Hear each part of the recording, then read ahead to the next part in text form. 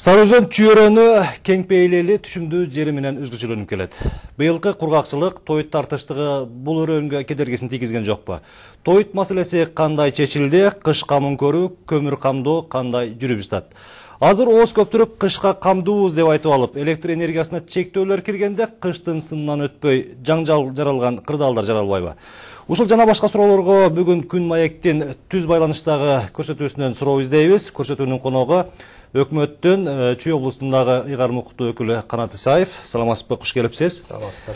Көрсөтүүнү мен Кылычбек Мырзалиев алып барам. Көрсөтүү түз эфирде жүрөт. Сиздерди дагы ушул чүйөрөнүнө байланышкан кызыктуу суроолор болсо жолдосоңуздар болот. Түз байланыштын телефону 67 11 41. Канат Мырза, Орусияга карата санкция колдонгон өлкөлөрдөн импорттолгон айыл чарба продукцияларын Орусиянын аймагына киргизүүгө 1 жылдык тыюу салуу жарлыгына Орусиянын президенти кол койду. Эми ошондон кийин эле Орусиянын айыл чарба министри маалымат таратты. Ошол продукциялардын ордун башка өлкөлөрдөн толуктайбыз депчи. Ошонун ичинде Кыргызстанды атап кетти. Ушул мүмкүнчүлүктөн пайдаланып, Чүй облусу айыл чарба продукцияларын Орусияга импорттоого жөндөмдүү деген суроо менен көрсөтүүнү баштагым келип турат. Негизи Орусияга каршы колдонгон санкцияларга Орус мамлекети дагы өзүнүн жообун даярдап, ушул айыл чарба продукцияларын айрым өлкөлөрдөн алганга тыюу салганы бул Кыргызстан үчүн жакшы шарт түзүлүп келатат деп айтсак жаңылышпайбыз. Бул Россия Федерациясы эмес, Кытай мамлекети дагы биздин Жогорку Кеңештин төрагасы Кыргыз Республикасынын Асылбек Жээнбеков расмий сапар менен Кытайга барганда Кытайдын парламенттин төрагасы дагы ушул Кыргызстандан айыл чарба продукцияны сатып алганга даярдыгын билгизишкен. Андан кийин ушул май айында Шанхайда болгон расмий жолугушууда Кытай Республикасынын жетекчиси дагы Си Цзиньпин Алмазбек Шаршеновичке, биздин президентке дагы кайрылып, ушу Кыргызстандан айыл чарба продукцияны сатып алганга даярдыгын билгизишти да. Бул эмнени айтып атат? Бул биздин келечекте, жакынкы эле келечекте ушундай чоң мамлекеттер биздин экология жагынан таза деп эсептелген айыл чарба продукцияны сатып алганга даярдык. Демек чоң биз үчүн рынок ачылып атканын мүмкүнчүлүк түзүлүп атат. Биз гана болгон ушул болгон ала турганга биз өзүбүздүн продукциябызды даярдап беришибиз керек, керектүү сапатта, керектүү көлөмдө. Ушул Кыргызстан дебейли эми, бирок сиз жетектеген Чүй облусу өзүнүн өндүргөн продукцияларын ушул өлкөлөргө экспорттогонго даярбы? Ошондой товарлар барбы бизде? Бизде негизи товарлар бар. Ар дайым ушул дыйкандарда сатып алган өзгөчө ушул түшүмү жакшы болгон жылдары дайыма баасы төмөн болуп кетет да. Анан эл аралык институттардын дагы булар териштирип өзүнүн корутундусун чыгарышты. Кыргызстанда ушул айыл чарба продукциясы бул сырьё катары эле кетип калат экен деп. Демек биз кайра иштетүү тармагын өнүктүрүшүбүз керек. Ошол эле мисалы Төө бурчакты айтып келсек, бизде эми Чүй областында болгон 1000 гектарга жакын себилди, бирок биз да ойлойбуз, эгерде экономикасы жакшы болуп, биздин дыйкандарга бул жага турган болсо, түшүмү жакшы боло турган болсо, сапаты тиешелүү деңгээлде боло турган болсо, биз да аянтын көбөйтөлү деп атабыз. Мисалы быйыл көрдүк, буудайдын эгинди негизи кылкандуу дандуулардын түшүмү өтө төмөн болуп калды. Ошол себептен биз ушу дыйкандарга пайдалуу өсүмдүктөргө басым кылайлы деп атабыз да. Анан ошол биз Төө бурчакты дагы сырьё катары эле Турцияга жөнөтөбүз, Болгарияга же болбосо Венгрияга, аяктан кайра иштетүүчү мекемелерде бул банкаларга консервироваться этилип, фасоваться, ушул андан ары батыш өлкөлөрүнө Турцияда өстүрүлгөн жемиш катары кетет да. Демек баасы дагы биз сырьё катары эле бир 20-30% алып калсак, калган 70% ушул башка мамлекеттерге өстүрбөй туруп ошолор алып калышат. Кайра иштеп чыгат. Ошол себептен биз жөн эле сырьё катары эле жөнөтпөй, биз эң негизгиси кайра иштетүү багытына биз басым кылышыбыз керек да. Ошондой багытта кандай иштер жүрүп атат? Жакында эле ошол май айында мен Шанси провинциясына Кытайга барып келдик. Аяктан Шанси провинциянын губернатору менен облустун биринчи секретары менен аякта провинция жолугуп боордош мамилеге кол коюштук. Кайра иштетүүчү эки мекеме Кыргызстанга курмай болушту Кытай мамлекетинен. Андан тышкары айтып кете турган айыл чарбага тиешеси жок болсо дагы цемзавод. Ал дагы 50 миллион доллардай инвестиция. Жалпы ушул 3 долбоордон Кыргызстанга Кудай буйрса 80 миллион сомдой инвестиция келет. Анын ичинен 30 миллион жана эки мекеме. Бул суюк май чыгара турган ишкана жана тиги гранул малга быйыл эми быйыл эмес, келечекте малдын санын көбөйтөбүз деп атабыз. Демек биз илгерки союз учурундагы гранул кайра чыгарта турган ишкананы ошол Кытай мамлекетинин инвестору келип салмай болушту. Андан тышкары ошол биз Москва областы менен дагы илгери бир боордош мамиле түзүлгөн экен, бирок ал эч кагаз деле калыптыр. Эч кандай иш жүзүндө бул карым катнаштар болбоптур. Москва областынын губернатору менен да биз алдын ала сүйлөшүүнү жүргүздүк. Аяка дагы ушул сентябрь айында барып, алар менен да кайра мамилелерибизди жаңы деңгээлге чыгарып, аяктан да бир инвесторлор тартып келсек, жана ушу айыл чарбада өндүрүлгөн продукциябызды түздөн түз ушу Москва областына биз алдын ала түзүлгөн контракттардын негизинде биз жөнөтсөк деген ойдобуз. Иран мамлекетинде да азыр эки провинциянын губернаторлору менен алдын ала сүйлөшүүлөр жүргүзүп атат. Иран элчиси да келди. Бунун баары ушул айыл чарба биздин айыл чарбада эмгектенген адамдардын эмгеги текке кетпей ушулардын тапкан продукциялары биз мамлекет тарабынан биз жардам берсек, ушул саткан жагынан кымбат баада биз алардын жерин себеп бербейбиз, же болбосо тиги эгинин чаап бербейбиз. Биз болгону ушул сата турган жеринен биз мамиле түзүп, алака түзүп, ушул жерден эле бир шарт түзүп берсек деген ой. Жогоруда өзүңүз айтып кеттиңиз, могул кайра иштетүү тармагы боюнчачы негизи Чүй облусунда могул кант кызылчасын кайра иштетип, кумшекер чыгарат, андан сырткары баягы эттерден колбаса чыгарган цехтер, заводдор болчу. Андан башка дагы кандай ушу кайра иштеткен заводдор же цехтер иштеп атат мүмкүн? Негизи өндүрүш жагынан айтып келсек, Чүй областы ушул Кыргызстандын алдыңкы региону. Өндүрүш жагынан ушул мамлекетибиздин 40%-ын ушу биздин Чүй өрөөнү төзөт. Анан ошонун ичинде айыл чарба, сөзсүз түрдө албетте айыл чарбанын кайра иштетүүчү ишканалар дагы өзүнүн кандайдыр бир бөлүгү бар. Бул спирт чыгара турган жаңы ишканалар келип ачылды. Токмокто инвестициясы 7 миллион евро будай иштетилип, андан тышкары ошол эле спирт завод ошол тегерек четте элге Тритикале деген сорттогу буудайдын үрөөнүн жазында таркатып берип, кайра күзүндө күзгү акчасына да. Андан тышкары мисалы андай ошондой эле завод мына Сокулук районуна дагы ачылып, мына ушул август айында Кудай буйрса андай ишке киргизилет.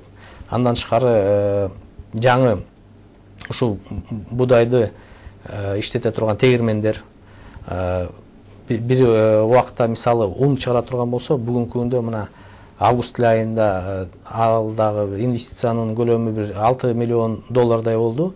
Производство макаронных изделий деп жаңы ишкана ачылып атат. Ал дагы ошо сырттан келген, Казакстандан келген инвестициянын эсебинен ачылды. Демек ушул эмеде Сокулукта дагы жаңы ишканалар ачылып атат. Анда сентябрда силер дагы күбө болосуңар буйрса. Ушунун баары биз айтып аткандай, биз баягы сырттан сатып келбей, даяр продукцияны ошо Кыргызстандан чыгарып, Кыргыздын дыйкандары ушул ишканаларга өткөрсө деген максатта. Өзүңүз айтып кеттиңиз, ол кылкандуудан эгиндер, арпа буудайлардын түшүмү начар болуп калды деп. Быйылчы Чүй өрөөнүндө негизи эле ушул үрөөн чарбалары болчу эле да. Ошолордун үрөөн чарбаларындагы баягы сапаттуу буудайлардын, арпалардын жыйналышы кандай болду? Сапаты?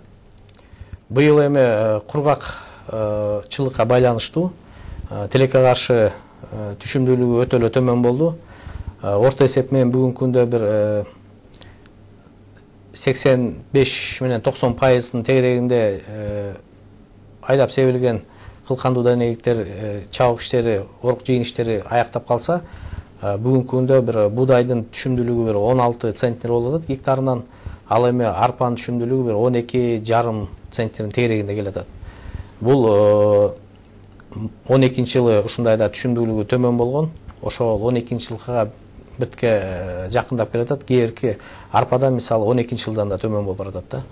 Быйыл сууларыбыз да аз болду, тартыш болду.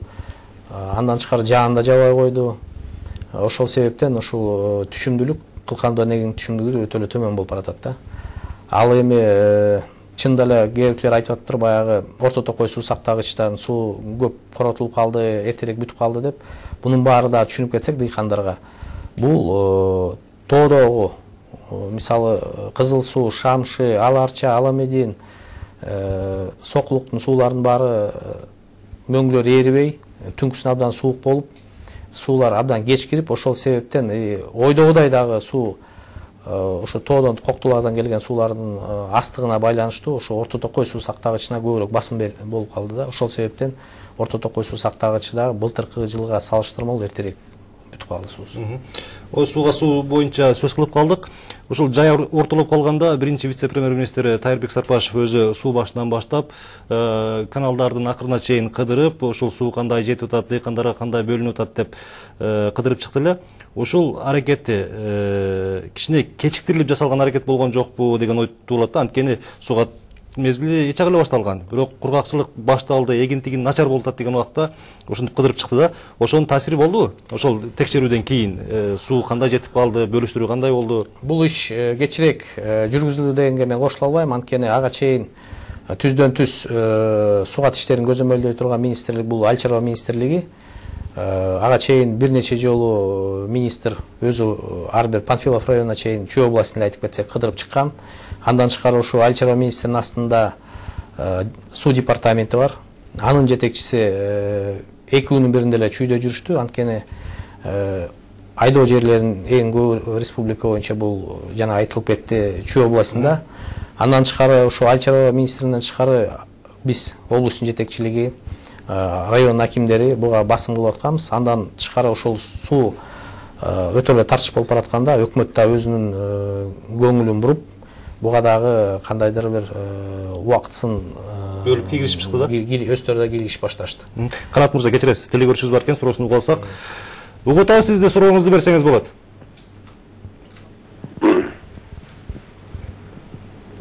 Сурооңузду айтып бериңиз. Саламатсызбы? Саламатсызбы? Биз Ысык Ата районунун дыйкандары болобуз. 2 күн мурун сиздин эмеге батыр элек Актобой залыңызда отуруп, сизди күтүп, сизге деңизден суу боюнча помощниктериңиз, жардамчыларыңыз келип бизди эртең суу болот деп жөнөттү эле. Бизди ушул жерде фасо, то есть төө бурчаксыз айткан көп нерселерди айдаган жигиттер отурат. Биздики уже чоң ойбой суу жоктугунан аябай кыйналып атабыз. Биздин жигиттер дагы эртең чогулуп сизге барабыз деген ойдо турушат. Ушул жагынан жардам берсеңиз жакшы болот эле. Себеби биздин каналдын эң аяк жери биз экенбиз. Жана 26-27 выводкалар бар, теге бизден ары туңгуч кетет. Суудан өтө кыйналдык. Рахмат сурооңузга. Негизи эле ушул баягы айыл чарба продукцияларын эккен дыйкандар, фермерлер ушул киреше табайын деп өкмөттөн кредит алып, үрөн алып, жер семирткич алып эгишти көпчүлүгү, ал баарыбызга эле маалым. Эми ушундай шарт болуп калды, дан эгиндери жакшы болбой, кирешесин актабай жатат да. Эми ушул жарандарга кандай жардам берсек болот? Эң негизгиси быйыл эми өзгөчө кургакчылык жылы деп айтсак, негизи эле акыркы бир 20-30 жылды анализдесек, жылдан жылга болбой эле суу тартыш болуп келатат, мөңгүлөрүбүз кыскарып келатат, азайып келатат. Ошол себептен мамлекет дагы өз кандайдыр бир чараларды көрүш керек. Ошол максатта 2 күн мурун мен ошо Кемин районуна барып, убагында аякта дагы бир канал курулуп баштап калган экен, бирок аяктабай калган экен. Аны да көрдүк. Ошол эле Шамшы суусуна бир суу сактагыч кылсак, президентке чейин кирип, ушул Москва районунда Спартак суу сактагычы бар. Ал дагы мүмкүнчүлүгү абдан чоң. Аны дагы ошол Союз учурунда курулуп калган, бирок бүгүнкү күндө тиешелүү деңгээлде колдонбой атат да. Андан тышкары ошол эле Москва районуна проект даяр болду, суу сактагыч өйдөк зонага. Аспара суусуна деген Жайла районунда, Панфилов районунда Аспара суусуна дагы суу сактагыч деген планда. Бунун баарын мамлекет башчысы, өкмөт башчысы баары көзөмөлдөп, ушундай бир долбоорлорду даярдасаңар дейт. Ошо дыйкандарга ушундай суу астык мезгилде мамлекет дагы карап отурбай кандайдыр бир чараларды көрсүн деп. Ал эми суроо бергенде өзүн тааныштырбай кетти, бирок Ооба Ысык Ата районунда ушундай маселелер болуп атат.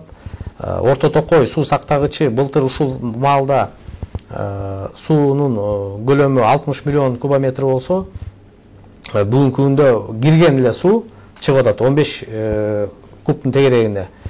Былтыр ушул Орто Токой суу сактагычына ушул маалда 40 кубтан секундасына кирип тура турган болсо, быйыл жанагы суунун болгон сакталган суунун баары түгөнүп, азыр нарын тараптан келген эле сууну бияга чыгып атат да. Анан эң оор акыбал бүгүнкү күндө Панфилов районунда. Ага барып дагы 2-3 жолу барып келдик. Ошол Кызылча, ошол эле Төө бурчакка абдан суу жетишпей аткандыктан биз башка райондун лимиттерин кыскартып, анан ушул Панфилов районуна жок дегенде күн 2 куб суу жетип турса деген максат менен биз райондорду кыскартканбыз. Ысык Ата районун айыл өкмөттө да айтпай кеттиңиз. Бирок мен айтат элем, Ысык Ата району, Чүй району салыштырмалуу ошол Панфилов Жайыл районуна караганда салыштырмалуу дыйкандарга жеңилирээк болду. Бирок эми тилекке каршы мына ошол эле Ысык Ата суусуна айтып кетсек, былтыр 20 куб секундасына ушул күнү кирип турса, быйыл мына 14 куб кирип атат да. Ошол эле мисалы Ала Арча боюнча, Ала Медин боюнча дагы жана башында айтып кеттим, Кемин мисалы былтыр 35 куб кирип атса суу, ушул бүгүнкү күндө былтыркы август айында быйыл 15 куб гана кирип атат да. Керек болсо теңинен да аз кирип атат. Ошол себептен дыйкандар туура түшүнүп, биз азыр ар бир районго водоборот деп дагы пландаштырып атабыз. Баарын эле бөлүштүрүп берип койгондо кички жылжыган суу эч кимибизге жетпейт. Ал эми ошо бир айыл өкмөтү же болсо бир дыйкандар жакшылап сугарып алып туруп, анан алмаштырып турсак деген дагы пландаштырып, эртең да ошол бизде коллегиядан кийин штаб болот. Ошо суу боюнча штабтын аякта дагы ошол УОСтун жетекчилери менен, акимдер менен биз акылдашып, бул боюнча да чечимдерге келип атабыз да. Канат мырза, негизги ушундай кырдаалда баягы киреше таппай калган, кредитин төлөй албай калган дыйкандарга кандайдыр бир материалдыкпы же финансылыкпы компенсация төлөп берүү жагы барбы? Албетте, өкмөт тараптан мен ойлойм, эгерде ушундай арыздар түшүп, ушундай фактылар көбөйүп, мына суунун тарчыштыгына байланыштуу биз түшүм албай калдык. Чында эле болду, айдап койгон жерлерин тыштап коюшту. Анан мен ойлойм, комиссия түзүлөт.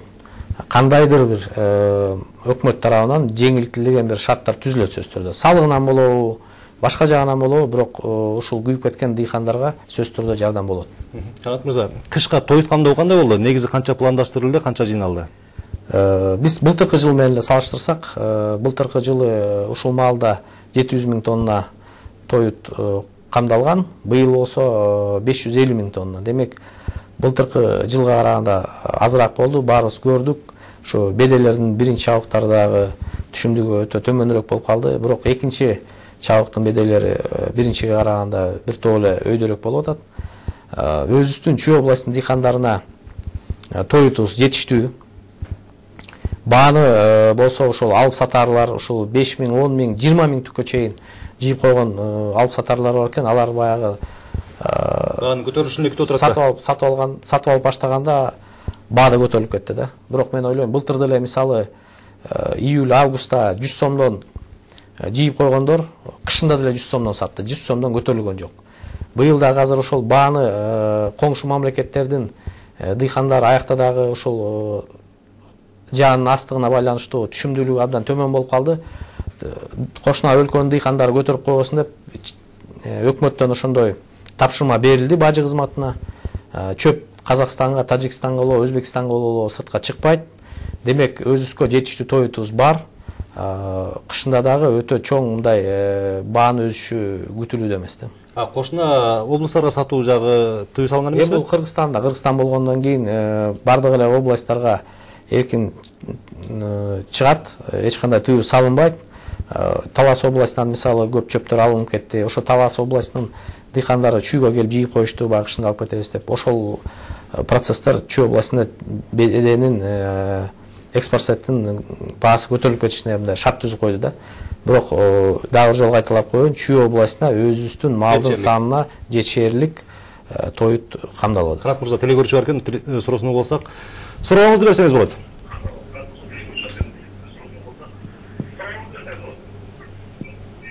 Угута сурооңузду айтыңыз. Assalamu alaikum. Саламатсызбы? Assalamu alaikum. Угута сурооңузду айтыңыз. Байке, мен сизге суроом бар эле. Угутабыз.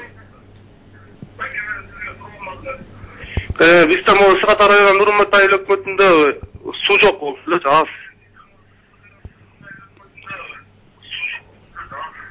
Ana могу 3-чабак бедерлер күйдү, төбүртактар күйдү, кызылчалар күйүп атат ушачы. Ошолорго кандай эме кылса болот? Аны суу өткөндө балдар кең булумдан дуңандарга бурулуп кетти дейт. Эми Негизи өткөндө премьер-министр биринчи вице-премьер айттылар ошондочу. Ошол сууну жеңишинен сатуу фактылары бар экен. Мен областтык ички иштер башкармалыгына тапшырма бердим, ушул боюнча чара көрүлө депчи. Кандай жыйынтыктар болуп атат? Биз облустук ички иштер башкармалыгынын жетекчилиги менен бирдикте түнү менен да рейдтерди кылып аттык. Кээ бирки райондордо ошондой фактылар чыкты. Бул баягы кенен заманда эч кимдер көңүл бурчу эмес. Азыр эми суу тартышына байланыштуу ушундай рейдтерди кылганга биз мажбур болдук. Кээ бирки жооптуу кызматкерлер кызматынан алынды. Ал эми ушул Нурманбет айыл өкмөтү боюнча айтып кетсем, олат бир 5-6 күн мурун элдер чогулуп, ошо суу тартыштыгына байланыштуу мага ушул райондун кошмо жыйын төрагасы Азамат мырза дагы телефон чалган. Мен акимге тапшырма бергем. УОСтун башкы инженери боюнча да маселе болду. Дуңгандарга сатылып атат деген, эми дуңгандар деле эми Кыргыз мамлекетинин жарандары. Бирок ошол ашыкча эгерде башка бир айыл өкмөткө же башка дыйкандарга ашыкча берилип, кээ биркилерге кемитилген болсо, ал боюнча биз комиссия түзөбүз, сөзсүздө текшерилет. Ал эми УОС боюнча УОСтун жетекчиси барыбызга маалым Ысык Ата районунун ден соолугуна байланыштуу жумушта эмес. Ал эми башкы инженер боюнча сөзсүз түрдө мен айткандай эле чара көрүлүп, ал боюнча биз чечим кабыл алабыз. Рахмат. Убактыбыз аз калып баратат. Кыска жооп берсеңиз, аз телегөрүүчүнүн суроосун угуп алсак, андан кийин калган суроолорго кыска жооп берсеңиз.